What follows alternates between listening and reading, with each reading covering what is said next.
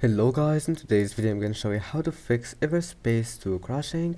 It's easy. If you want to fix this problem, all you have to do first click here and then go to graphics settings,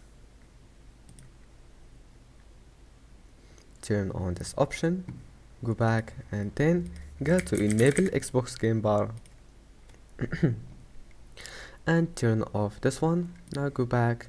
After that go to Windows update settings, check for updates, make sure to install all the updates that you can find.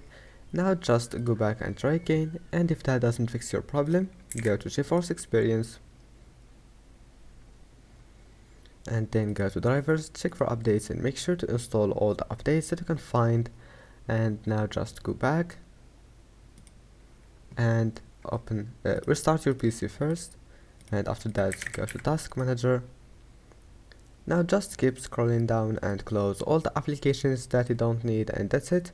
Don't forget to like and subscribe, and see you in the next video.